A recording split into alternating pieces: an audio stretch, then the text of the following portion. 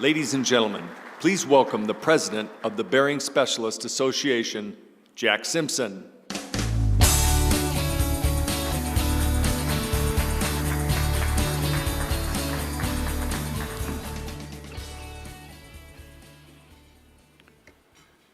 Good morning, and welcome to the opening of the 48th BSA Convention. Do you remember when you first became aware of the BSA? For some raised in a family business, this recollection may be of attending the convention with your parents when you were very young. For others, it may have been when you were asked to represent your company on a committee or at the convention. My introduction to BSA came through conversations with Doug Savage, past BSA president. I was working in Michigan for a manufacturer, and Doug's company was one of our distributors. He was working to build his business, and he talked about how important the association was to his business. He spoke passionately about how networking with other distributors and sharing common experiences helped him to generate ideas for his business. He also talked about the opportunity to meet with top-level executives from the manufacturing community. He felt that without his BSA membership, those networking opportunities may not have occurred. My first convention was in Vancouver in 2005, and it was exciting to see so many industry leaders gathered for one event. The networking and relationship building opportunities offered by the convention certainly lived up to the promise that it was the bearing industry event. I was fortunate during the convention to meet some members who shared how their committee work gave them an opportunity to give back to the association. They said that the committees met a couple of times a year, and that it was a great way to meet other members in a smaller setting and to work on projects that were important to the association. They felt that committee work allowed you to get the most out of the BSA experience. I joined the Education Services Committee, and while serving as a member of the committee, we developed a series of bearing and industry briefs that are currently available to be downloaded on the BSA website. This library of bearing literature was developed by BSA committees for the use of our members, leveraging association resources. Over the years, the committees have developed and endorsed many tools for our membership. One that really stands out in my mind is the product, price, and information format. Today, I can't imagine my company updating our master data without the PPIF file. This BSA-sponsored format is critical to making accurate updates and has saved countless hours and errors. During my time as a member of the association, I have come to understand and appreciate what Doug shared so many years earlier.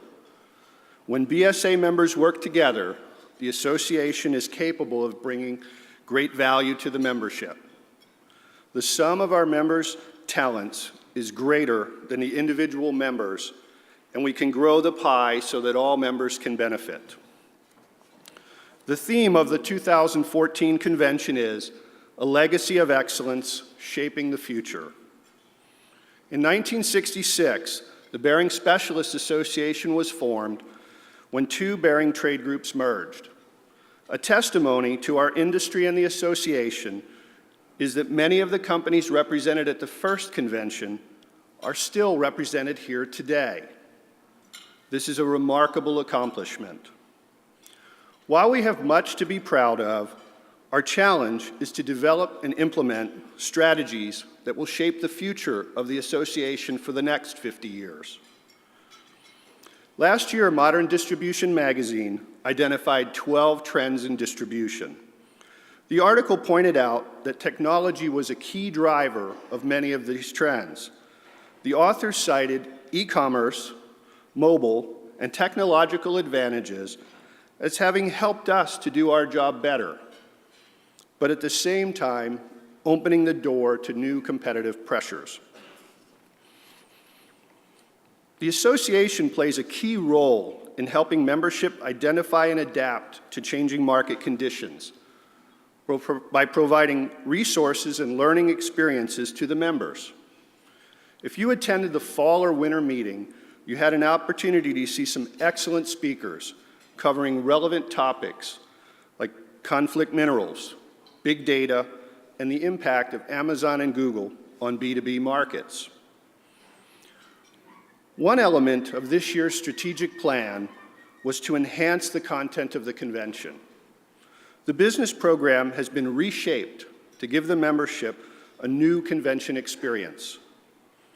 Each of the sessions will build upon the earlier session, providing attendees with a learning-based program, where the sum of the sessions will be greater than the individual parts.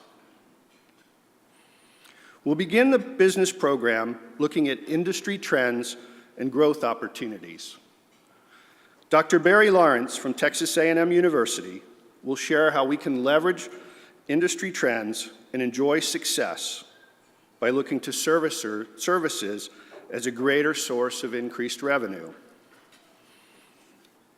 Our second session, titled Our Evolving Industry Analysis and Insight, builds on the first session.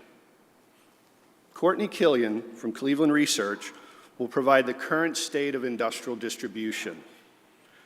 She will present an overview of the macroeconomic environment, focusing on key industry segments. Following the economic overview, Courtney will provide an analysis on e-commerce. She will discuss the shifting purchasing behavior and the role e-commerce will play with some insight into Amazon supply. Our keynote speaker, Dr. Jeffrey Dyer, will present Disruptive Innovation, Empowering Growth. During this session, Dr. Dyer will describe how 4 key behaviors can allow anyone to become a more creative problem solver. We will close the business session with a panel discussion moderated by Ellen Holliday, BSA past president, Shaping the Future, Creating Growth in Mature Markets. Speaking of competitive pressure, did you know our business may soon be under attack by drones? While the notion of drones delivering bearings from the sky may seem laughable, I watched an episode of 60 Minutes several months ago, also suggesting someone may already be planning it. Disruptive innovation, like delivery by drones, is an innovation that creates new market value, which disrupts an existing market value. Think about how disruptive innovators have influenced your daily life. They've impacted how we communicate with each other, how we listen to music, and how we buy things. The best companies will no longer be satisfied with getting the customer what they want when they need it. They will try to anticipate what customer needs before they even know. Some of you may have heard a story that goes like this. A retailer analyzing their data determined that certain purchases a customer makes help them to determine future purchases. Their information got so good that they could anticipate what their customer needed. They decided to use this information and developed an email campaign where they would send the customer coupons for products they knew they needed. Their data proved to be so good that one day it resulted in a few tense moments in one of their stores. For those of you that haven't read the Fortune article, the company was Target. Analyzing the purchasing patterns of a customer, they began sending coupons for baby clothes and cribs to the home of a teenage girl. The tense moments occurred when the father of the girl wanted to know why Target was sending his daughter coupons for baby clothes and cribs. The manager apologized and called back a few days later to apologize again. This time, it was the father who was apologizing. He spoke to his daughter and found out that she was pregnant. Target knew she was pregnant before her own father. Big data, e-commerce, and generational shifts are changing the way our customers want and expect to do business with us. And we will adapt to these changes as we have in the past. We will continue to get together at BSA, network, and share ideas. We will engage in substantive committee work, calling on the strengths of our membership. This association and industry were built by individuals that understood customer needs and built businesses to meet those needs. It may be difficult to imagine today, but in their time, the pioneers of our industry were innovators, disruptors if you prefer. They built a business model where one didn't exist. They created a legacy of excellence that we still enjoy today. Our responsibility is to continue this legacy of excellence by continuing to be innovative thinkers, disruptors if you prefer,